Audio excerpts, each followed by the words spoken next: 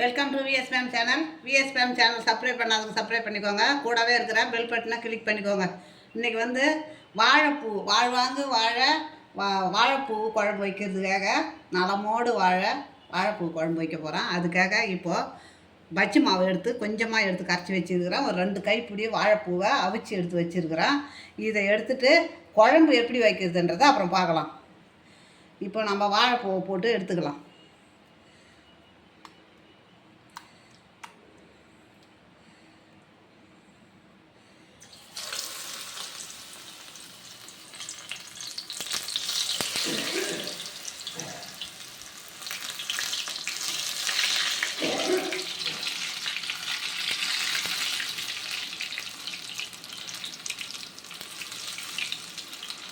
கொஞ்சம் கொஞ்சமாக போட்டு எடுத்துக்கலாங்க.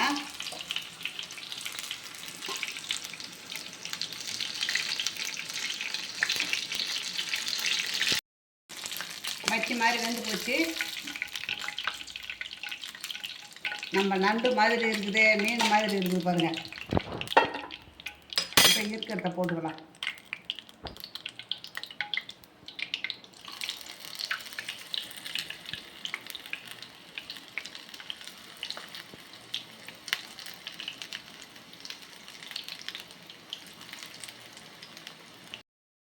பச்சி செய்து முடிச்சாச்சுங்க. இது அப்படியே ஒரு பக்கம் இருக்கட்டும். இப்போ எண்ணெய் ஊற்றிக்கலாம். கடாயை வச்சுட்டேன். இப்போ எண்ணெய் ஊற்றிக்கலாம். இப்போ கடுகு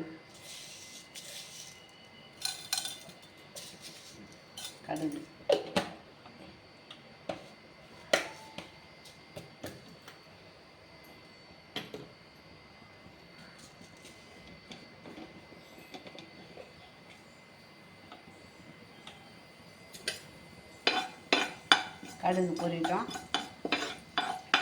ஜீரகம் போடலாங்க. ஜீரகம், பெரிய ஜீரகம்,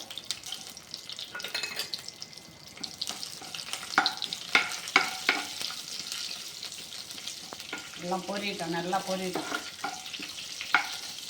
நல்லா பொரிஞ்சாதான் வாசனை.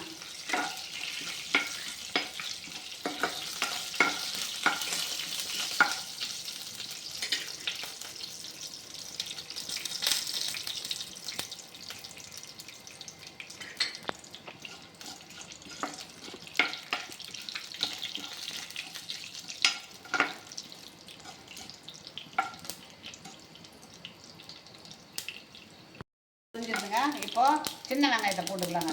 சின்ன வெங்காயம் ஒரு 15 வெங்காயம்.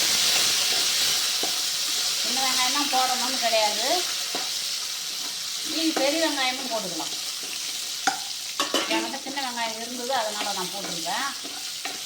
உங்கள்கிட்ட சின்ன வெங்காயம் இருந்தால் போடுங்க, இல்லாட்டி பெரிய வெங்காயமே போடலாம். பூண்டு இஞ்சி தட்டி வச்சுருக்கிறேன்.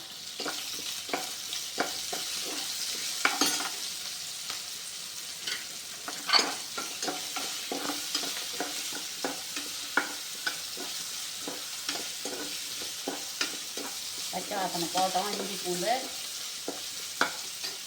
இப்போ நம்ம ஒரு கொத்து கறிவேப்பிலை போட்டுக்கலாம்.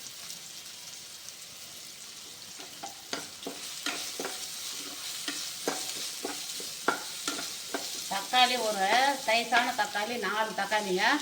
தக்காளி நல்லா வதங்கணும்.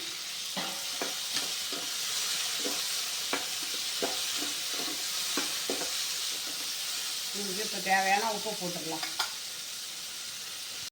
தான் வதங்கும். உப்பு போட்டுக்கலாம்.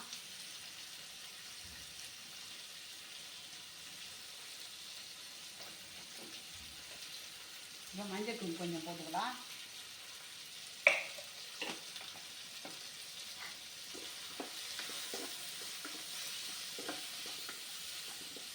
தக்காளி நல்லா வதங்கட்டுங்க.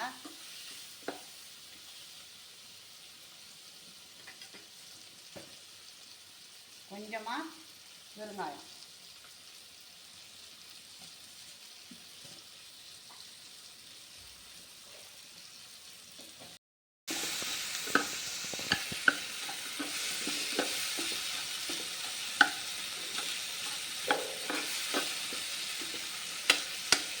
தக்காளி நல்லா வதங்கி இருக்கிறேன். நம்ம இப்போ மசாலாவை சேர்த்துக்கலாம். இப்போ மசாலாவை சேர்த்துக்கலாம்.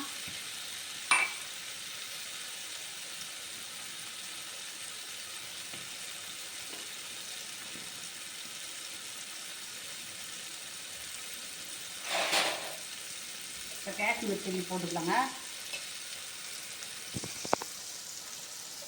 காஷ்மீர் சில்லி,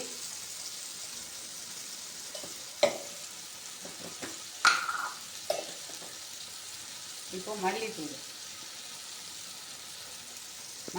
ஒரு 1.5 ஸ்பூன் கூட போட்டுக்கலாம்.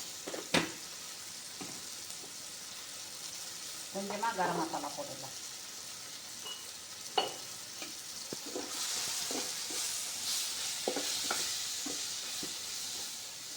இந்த மாதிரி மசாலா வதங்கிறதுக்கு எண்ணெய் பத்தலைன்னா நம்ம என்ன பண்ணணும், உடனே கொஞ்சமாக தண்ணி தெளிச்சிக்கணும்.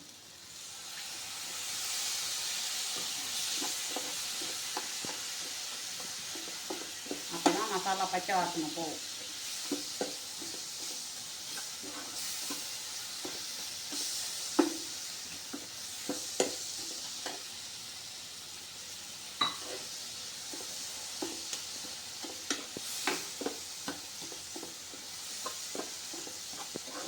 இப்போ பாருங்கள், நல்லா வதங்கிட்டு பாருங்கள். இப்போ நம்ம இதுக்கு தேவையான தண்ணியை ஊற்றிக்கலாம். மசாலாலாம் நல்லா பச்சை வாசனை போயிட்டு பாருங்கள். இப்போ நம்ம அதுக்கு தேவையான தண்ணி ஊற்றிக்கலாம்.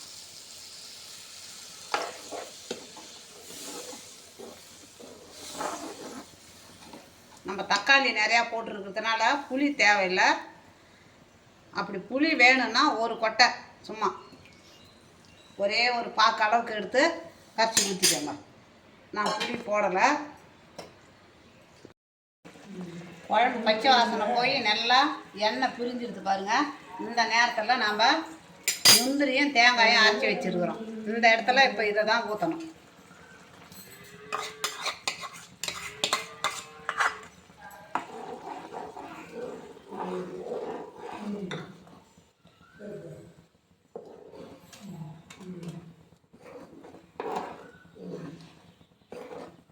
இதை வந்து நம்ம எப்போ நம்ம சாப்பிட போகிறோமோ அப்போ இதை குழம்புல போட்டு அப்போ சாப்பிட்லாம். இப்போயே போடக்கூடாது. அதனால் அப்படியே இருக்கட்டும். வாழைப்பூ குழம்பு ரெடி ஆகிடுதுங்க. வயிறு பிரச்சனைக்கு இது முக்கியமான ஒரு குழம்புங்க இது. இந்த வாழைப்பூவு நீங்கள் வயிறில் என்ன பிரச்சனை இருந்தாலும் சரி, அவங்க இந்த வாழைப்பூவை கூட்டாக வச்சு சாப்பிட்லாம், குழம்பாக வச்சு சாப்பிட்லாம், பச்சி வச்சு சாப்பிட்லாம், பொரியல் வச்சு சாப்பிட்லாம், வடை வச்சு சாப்பிட்லாம். எப்படி வேணாலும் நம்மளுக்கு எது பிடிக்குதோ அதை வச்சு சாப்பிட்லாம். வயிறு பிரச்சனையாக முக்கியமாக இது தீர்க்கக்கூடிய ஒரு மருந்துங்க இது. அதனால் இது பிடிச்சிருந்ததுன்னா எனக்கு லைக் பண்ணுங்கள், கமெண்டில் சொல்லுங்கள், சப்ஸ்கிரைபர் பண்ணுங்கள்.